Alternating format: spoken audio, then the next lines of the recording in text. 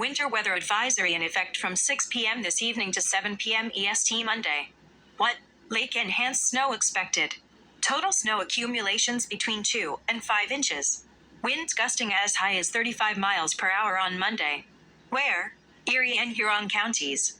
When? From 6 p.m. this evening to 7 p.m. EST Monday.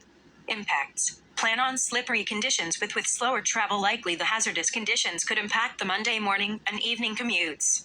Additional details. Light snow will transition to bands of heavier lake-enhanced snow tonight and persist through Monday.